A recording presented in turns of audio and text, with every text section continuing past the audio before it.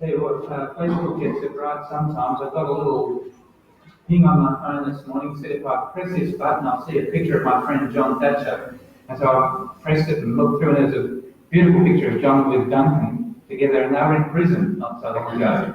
I don't want to steal too much thunder, but if you're wondering what that's about, maybe and we don't find out in the Exhort, ask John and Duncan after the meeting, God willing. Lovely to have so many visitors here, especially those who are visiting with hearts and minds prepared to teach us. I'll ask Duncan to come and share his thoughts on that now.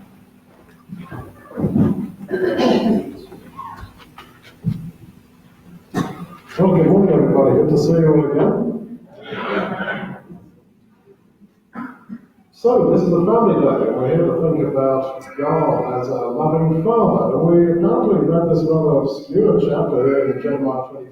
What's that going to encourage us with about the Father heart of God? Well, whatever you see in the Scriptures is there to show us Him. Let's get the picture here. Israel or Judah are sinning. They've been warned, right? You're going to go into captivity for 70 years. It's very clear. At the end of 70 years, you'll come back. And we read here that the whole land is going to be a desolation and an astonishment. And at the end of 70 years, Babylon will be judged, and Babylon will be made desolate forever. So, when Ezekiel's prophecies in, he says, I'm going to chase you with a sword, the majority of you are going to be killed, you're going to die with plague, you're going to die by the sword, by fire, you're going to be punished by wild animals coming and eating you, and then you'll come back after 70 years. A few of you will survive, and then you come back. This didn't happen. As said here, it's not that prophecy failed, but I'll come to that in a minute. For one thing, Babylon was not totally destroyed after 70 years. Babylon was standing for generations after that. And the chronology seems a bit wrong because they were ruled over by Babylon for about 49 years, and then the Persians took over, not after 70 years. The whole picture of Babylon being like desolate, like Sodom and Gomorrah, didn't happen. And was the land left desolate, land of Judah? Did they all get killed and just a few of them survived? No. Only a few of them, relatively speaking, went into captivity. That was a Babylonian policy. They didn't want landless peasants there in captivity with them. They took the leadership into captivity, people like that. And you look at the strata of agricultural usage of the land of Israel, you can work out through the strata whether something was actually left desolate for, say, 100 years. There's no evidence that that happened at all. People were still living there on the land, cultivating the land. The land was not made a desolate wilderness. This is not to say that prophecy failed. What happened was that God recalculated and reinterpreted the whole thing. Babylon will be destroyed. That's the whole point of Revelation. But sure, Babylon is going to be destroyed, but it's slightly reinterpreted, we understood. And the idea was that they'd be there, that the land would be totally destroyed. Why didn't God actually punish them as hard as He said He would? Because in what He remembered mercy. Was it because they repented? No. Ezekiel's very clear about that. He was in captivity with them. And he says, yeah, you keep complaining that it's not our fault, we're suffering unfairly, it's our parents' fault. We didn't do anything wrong in any case. What did Mum and Dad do so bad anyway? This is an absolutely out of proportion judgment when we're suffering. They didn't repent. The idea was that they would go for 70 years and come back when they repented, but they didn't repent. So, God factored all these things in. Prophecy didn't fail. It's not that God is capricious or God made a mistake, not at all. Rather, do you see here the God with whom we have to do, who, if he encounters human failure, does not say, well, that's it, goodbye. Who tries to rework it with us. I think it's like a GPS. You put in your destination, which for us is the kingdom, and you're shown there a direct path, a direct highway. But we turn off. Now, if you turn off and start going down some side streets, the GPS recalculates. It doesn't say goodbye. It recalculates. And the lady who runs the GPS, she probably thinks, well, why don't I go this roundabout way? Okay, that's where you want to go. Okay, fine. But I'm still going to get you to your destination. Why you don't take the highway? I don't know. And this is, I think, how God is with us. It's not a case of, you run up the straight and narrow. Okay, well, there you are, straight and narrow is there if you want. No, okay, fine, so this is the way you want to go. Well, okay, I will try and go with you, but I want to get you there by all means. And so this is the sort of God that we see here. Let's go back. I'm just going to read you from Leviticus 26, which is the basis of God's covenant with his people.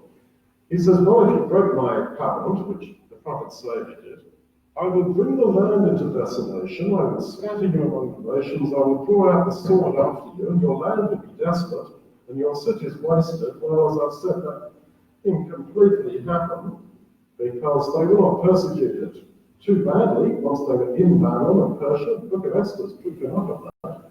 They're actually quite prosperous.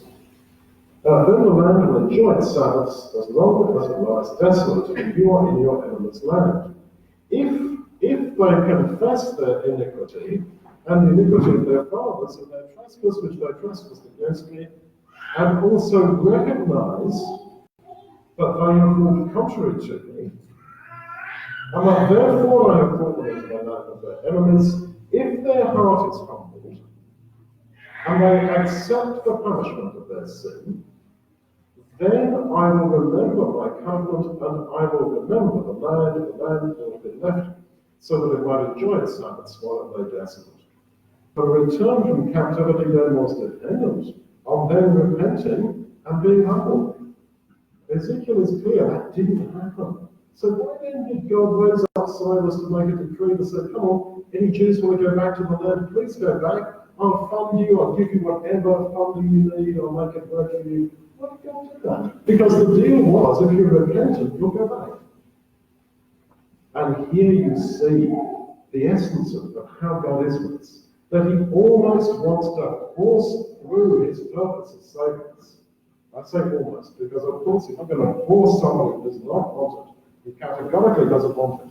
None of us here are in that category. The problem with us is we're weak. Not that we don't want to be in the kingdom, the problem is we're weak. So this is good news for us, tremendous good news for us, that God wants to almost force through that plan. It is not simply that, well, they failed to repent, so therefore no deal. They failed to repent, but still he tried to get them back. And the prophets say that he took them out of Babylon with a mighty hand and with a stretched out arm. What was so mighty about that hand and so strong about that stretched out arm? What was so strong about it was that he was trying to, by all means, against their own spiritual strength, as it were, all the same, although you're not repentant, by the strength of my grace, I will bring you out of here and get you into the kingdom. Even though that's not how you want really to be, to accept your sins and all that, okay, but by my mighty hand, I will almost drag you into my kingdom. That was the point of his mighty stretched out hand. So God does not only deal with sin on the basis of human sin, human repentance, divine forgiveness. That's the model that we all have in our minds, that I sin, I repent, I get forgiven by God. And if I don't repent, no forgiveness. That is true on one level, but sure, we sin, we should repent, then we are forgiven. That's true. But I suggest that is Sunday school Christianity to think that that is all there is to it. God can save people on a whole load of other bases. For example, so many times in the Bible, you read that God overlooks. He overlooks. He does not demand iniquity. And we're told in 1 Corinthians 13 that that's the way of love. That love does not keep a record of wrong, and love does not demand sin. Settle up with me over that. Settle up with me over that 5 years ago. Settle up with me over that yesterday. No, that's not the way of love. And that's not the way of God. Another way, he remembers that we are dust. And I've quoted the scripture. He remembers that we are dust. We are as a wind that passes away. You can go in the year for it. Like butterflies early in life in the day. Big too tough on them. As a father pities his children, so he pities us. In any family relationship, in any relationship, outside family, any relationship, you can go on in that relationship demanding every issue. Now come on, you did that, now come on, you settle up over that issue, you repent and I shall forgive you, and then we shall go on. That's not how life works. That's not how relationships work. And so it is with God. He will save people other than the simple Sunday school Christianity idea that if we sin, we repent and we are forgiven and on we go happily ever after. Oh, whoops, another whoopsie, well, I shall repent and God shall forgive me. Come on. This is not how it is. We sin and well, that's sins of ignorance. You don't realize you do a lot of things wrong. That's how it is. Or you recognize that as well and scribble it as a whoopsie. You think it's a whoopsie and life's busy. It's not the same. Hectic pace of life. Well, on this basis, so if God will only forgive you if you repent, well, then we're all scuppered now. It's all scribbled. No chance. But no, God is a father, and he does not work on that basis alone. And the correct example is really with Israel, with Judah here, that they did not repent, but they were still brought back. When that the deal was, if you repent, then you shall come back. You don't repent, I'll try and get you back. It's like, if you clean your room every day, and if you do this chore and that chore, then you shall have a hamster, or whatever it is. Well, you did not clean your room every day, you missed out Friday, and you missed out Monday, and you did not do that chore or that chore. But I still want to give you a hamster. Let's find a way. Love finds a way, and talk about God as Father, and why we started this apparently irrelevant chapter. No, it's not. You see the heart of God here, that he wants to save by all means. And he does not carry out his judgment on Judah as he said he would. Because in what he remembered mercy. When we're told, I will make the land a desolate wilderness, he didn't. And you think of Hosea, the prostitute and the prophet. This amazing relationship between Hosea and Gomer, which was the picture of God's relationship with Israel. And he says some very tough things to her at times. He says, I will slay your children with thirst. You know, the kids that she had by another guy while she was still married to him. I will slay them with thirst. He says, I will make you die from thirst, he says to her.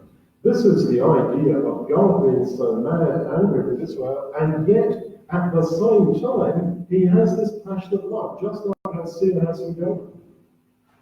And all the time, God is like Hosea, was seeking to make it work, apparently in the face of all odds. Well, whenever God spoke these kind of tough words to Israel in judgment, he says that he was actually thinking great love for them. Well, we have an example here, right? We've read it in Jeremiah 25. Now, God is speaking in love. 70 years judgment, etc. But then, Jeremiah 31. Ephraim is my dear son. He is my darling child. This is Jeremiah 31:20. Whenever I speak against him, I do earnestly remember him still. Therefore my heart yearns for him, and I will surely have mercy on him, says Yahweh. He is my darling child. What's that? He is my darling child. Whenever I speak against him in judgment, I do earnestly remember him. You feel the passion of God. And therefore my heart yearns for him, and I will surely have mercy on them. In wrath he remembers mercy at one and the same time. The love of God is indeed the love of God. If God has this huge love for us, and that love is spurned, and that love is abused, it's going to elicit anger. That is part and parcel of it. And God has passion. How can we not see that passion there? He is my darling child. As often as whenever I speak against him, I do earnestly remember him. Therefore, my heart yearns for him. In Hosea, God says about Israel, how can I give you up? My repentings are kindled together within me. Repenting is change of mind. My changes of mind. Destroy them, don't destroy them. Destroy them, like he says, they shall return to Egypt within Hosea. Another place in Hosea he says they shall not return to Egypt. This is not a God who is capricious, a God who is not serious. This is a God with an absolute heart for people. Absolute heart. It's so different to pretty well every other conception of God. The gods of the Greeks and the Romans were, by definition, stone-faced, no emotion, no passion. If you have passion, then you're not a God, you're a man. The one true God is like this, with this passion, that we're made in his image, so you have a picture of that to some degree. This is not the God of Islam. Obey. Obey. There's an irritating, like it's irritating, some of the nervous witnesses sing, trust and obey. It's all about God. Obey. God said you must do. If you do not do, then no deal. No. This is not how it is. I'm not saying disobey, of course not. The whole idea of commandment, though, is to give you a path to gratefulness, to response to this great God of love and grace. How can I praise him? How can I thank him? There's your path. Sure. But he wants us to be free. And in this sense, he is open to calculating and recalculating our position. It is GPS all over again. Recalculating your position, recalculating your route because you took a wrong turn. And this is how he goes. You take the 70 years. I don't think that ever came really to fulfillment. You sort of know it didn't really, because of Daniel 9, Daniel says to God, look, I'm 70 years old. And the answer to that is, well, unfortunately, Daniel, yes, no. The 70 years is going to be recalculated in the 70 times 7, and you're not going to see it, you're not going to live to see it, unfortunately. So God recalculated. It will come true. The restoration will come true. God not quite as planned. Give another one, Ezekiel 4. God says to Ezekiel, lie on your right side for 40 days. And for a day for a year, he says, that means that the judgment of Judah will be for 40 years. 40 years. What about 70 years? Now, there were various options here. You've got the whole thing of the land lying desolate because of the Sabbath years. Well, I said 7 by 7 is 49 years. And, well, interesting, they were under Babylon for 49 years, but then Babylon wasn't destroyed then. Then you've got Zechariah, the 7 menorah, the 7 candlesticks, each of them are 7 branches, 7 by 7 is 49. And I thought that's something to do with it.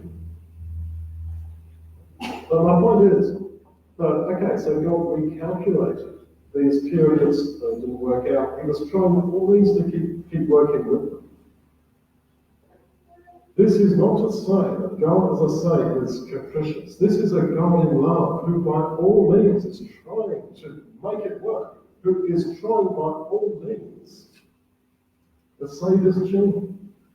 And when you look at God like that, and you see that the vast majority of people on this planet don't want to play ball, just like Judah, come on, get back to the land. Oh, well, we're having a good time. The reason they didn't get back was because of how they were in the book of Esther, because everything was great. They were popular, they were assimilated, they were not for very long by the rivers of Babylon, crying and weeping and saying, they're mocking us and asking us to sing the Lord's song. How can we sing the Lord's song in the foreign land? They assimilated and and got on very nicely. That's why Amon says, let's scribble the law of the Lord, all the Jews expropriate their property, it would be worth a fortune. They were rich. They weren't sitting as refugees by the rivers of Babylon very long. And so, unrequited love, that's the pain that God has. Think the pain of God. All this love, this desire to save, that is unrequited, that doesn't get that. Yeah, this is what people sing about in songs, it's what you read about in novels, it's what you see in life. Love unrequited. And this is the shame of the human response above all the cross of Jesus. Think about love unrequited. And yet, without patting ourselves on the back over much, we here have said yes. We have not turned away from that. That's why we're here. We have said yes to it. And I think God must have, wow, it's finally someone who said yes. Wow. When there's this mass of humanity who have said no. And we have said yes. As I say, the problem is we're weak. All right, well, that's all right with God. Because with a mighty hand and a stretched out arm, he will take them out. And he did do so. So God comes over them as very much open to change, open to dialogue. I'm just thinking, in 40 days, the land shall be destroyed, but they won't. Because they repented. Adam, in the day that you sin, you will surely die. Well, he does, and he doesn't die that day. And yet you may be saying, well, wait a minute, what about Malachi? I am the Lord, I change not. Yeah, and we know. I am the Lord, and I change not. And therefore, you sons of Jacob are not consumed. In other words, what is consistent and what is unchanging is his grace and his desire to save. That is unchanging. That is the principle that does not change. But the articulation of that in every human life, and all these wrong turnings we keep making, the GPS keeps working. I want to get you to the end. And so, the point is that he wants to save us. And although his plan A might not work out, there is a plan B, plan C, plan D. All the time he is trying to rework and to work through us, whilst respecting our free will. Why in the bigger picture does he work like this? I think partly because he respects human freedom. Because he does not want to force. He wants them first for relationship. He is really the ideal perfect father, of course he is. And in the end, he does not want children that are just doing what Dad says, that are simply living out parental expectation for the sake of it. You do this or you do that because, especially for parents who fall asleep in the morning or they're not around any longer, because, well, Mum would have liked it. Because Dad would have liked it. We've got to do this because, well, of course, Mum and Dad thought this way or whatever. No, that's not what God wants. Of course, he wants us to go his way. But he wants us to have no ties that bind. Apart from love, genuine love of him. That's the aim, is it not, of being a parent? And God does this perfectly, that he does not want to force. He does not say, look, this is the highway of my kingdom, get back on it. Okay, you went off here. Okay. Right, okay, well, let's try and force it through this way. Okay, and again, you went off there. Force, I'll try and get you back, by all means. And ultimately, this is what eternity will be like. Not us being puppets. He wants to be an eternal puppet, but in eternal relationship with God. If the Son shall set you free, and we remember that in the Grand Wine, if the Son shall set you free, you will be free indeed. This is a freedom beyond human conception of freedom. I've come that they might have life, and life more abundantly. It's not simply eternal life. It is the quality and the nature of that life that is so wonderful. Jesus talks about us as servants being given money and talents to trade with, and then we have to appear before the Lord. Lord, last day explained what we learned. And he says, if you have not been faithful in that which is least, and that which is another man's, that is what I gave you, who shall give you that which is your very own? Now that is a profound insight, I think, into eternity. I will give you, he's saying, that which is your very own. Now, sure, I give you things to use, and you must use them wisely, and you're my servants. But depending how you do that, I will give you what is your very own. This is the picture of ultimate human freedom and ultimate human self-determination. Now, people are asking the right questions. People want freedom, don't they? Like the idea of it. And yet they're looking at the answers in the wrong places, and actually do they really want it? Maybe they're not. But in the end, he is giving us what Paul calls in Romans the glorious liberty of God's dear children. The glorious liberty of God's dear children. That this is how we shall be with him forever. Not obeying dad because we have to, because he's dad, and not living out his expectations.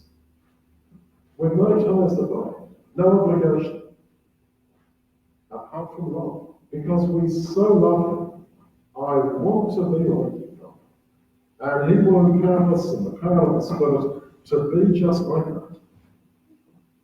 So then, finally, going back to Jeremiah 25 there, after all this, God says to Jeremiah, take this cup of the wine of wrath of my hand and make the nations drink it. And if anybody won't drink it, well, they're going to drink it, and they will drink condemnation. We're going to take the cup of wine. And the cup of wine is a double symbol. It is here the symbol of condemnation. And yet Paul says it is the cup of blessing which we bless. And that's why he says, examine yourselves, that you do not drink condemnation to yourself, but that you drink blessing to yourself. He is saying that this thing with the cup of wine, which in his wisdom the Lord gave to us, is a double symbol. The ultimate outcome of every life here, every one of our lives, is to the right or to the left. There is no purgatory, there is no third path. There is no third path. We shall come to their judgment. We shall either live forever or we shall die forever. And that's it. That is the final outcome. And this cup of wine indicates that. This is why he says examine yourselves, because this is either the cup of blessing, or, in the sense we have here in Jeremiah 25, the cup of condemnation. And there's no, oh yeah, well, I'll pass on it. He says, specifically in this chapter, they will not drink it. Well, then, they will drink it to their condemnation. Now, that's not a scary thought, because it's not about eternity is up in the air, who knows. The good news of the gospel, the good news of Jesus Christ, is that he who believes will be saved. And we believe, sure we are weak, but as we see, that's not us. That's not life. Do you want to live forever? Do you want to be there? Yes, God wants you to be there, with God on your side. You will be there. I believe this about myself, that I will be there. And I want to share it with you, so that you take this with both hands, this cup of wine. No, this is not to my condemnation, but this is the guarantee, as it were, of my salvation. It's not that, well, who knows how it's going to be, and God is like far off, and we think, well, how he's going to think, I suppose, he'll open the books and have to think about me at the last day. Not at all. God is passionate right now that I want you to be saved. And we've seen how he dragged Israel kicking and screaming. Even when they didn't really want to, but I tell you, he wanted them to. He forced his way through with them. And he will force his way through with you and me because we're open to it. I did say, almost force his way through. Yeah, in the sense that some random guy walking down the street is not going to get the guy who's forcing. But we're here because we're willing. We want to be there, just that we're weak. Okay, but God is going to force this through with us, and we are absolutely willing. So we take this cup as the sign, absolutely, of our blessing. And we're taking this to commemorate it. This is the cup of salvation that someone mentioned. This is the cup of salvation that we take to celebrate that great salvation.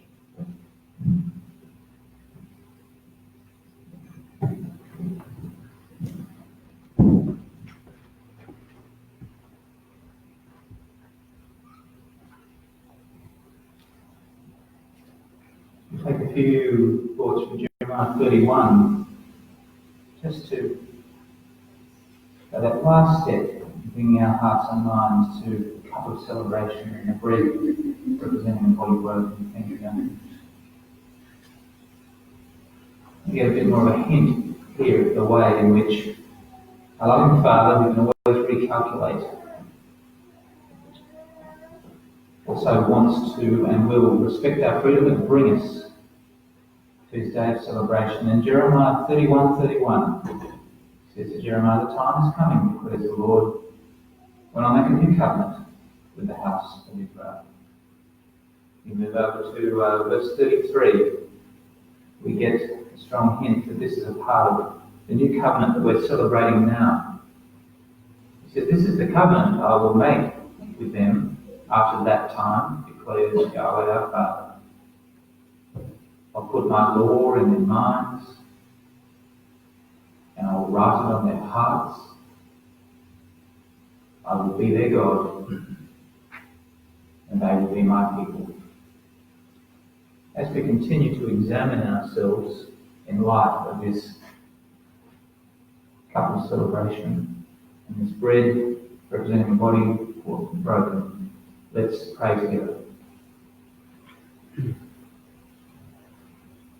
Our loving, almighty, gracious Heavenly Father, we can see that the only thing that really doesn't change about you is your desire to bring your whole creation to salvation, to respect the freedoms you've given us as individual human beings with great privilege, being made in your image, and yet the freedom to ignore you, to reject you, and to go our own way. We marvel as we examine ourselves and reflect on the life of your wonderful and perfect Son, who gave his entire life and his entire freedom in seeking to please you and to demonstrate the path forward for all of us, the best path, the straightest path, the highway and not the byway. We acknowledge that it's not an easy path though, and as we pass this bread from hand to hand and seek to remember him, we acknowledge also that it meant the breaking of his body, the sacrificing of it for all our sakes. As we share it now, please accept our gratitude for this in his name, our high priest and friend, the Lord Jesus Christ. Amen. Jesus offered that bread to all his friends gathered there.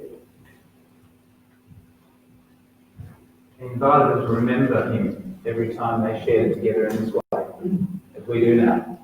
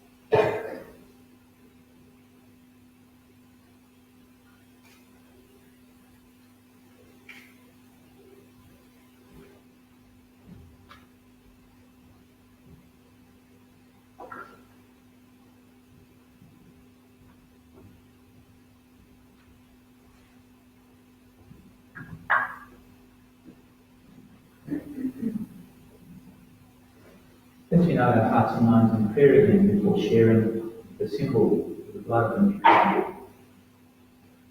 Once again, dear Father, we praise you and thank you for bringing us together in this fashion under the headship and the leadership of your perfect Son, the Son of your love, who offered his life for all who would have ears to hear, hearts that would soften and turn. So thank you for the work that's been done in our lives to bring us here and to impress upon us the significance and the love that is represented in this symbol of the lifeblood outpoured. And as we pass it from hand to hand, we choose to examine ourselves, to take responsibility for things we haven't done, of our sins and our shortcomings, and to choose again to repent and rededicate and seek to follow his perfect example, and look forward to the time when he will drink it again new, together with us, in his kingdom here on earth, and all those present revere and reveal him with the reverence that your Son alone deserves. We offer our gratitude, our requests, our praise and our thanks for this cup. In his name, Lord Jesus Christ. Jesus impressed upon his friends when they shared this cup, it would be in remembrance of him to proclaim his death until he comes.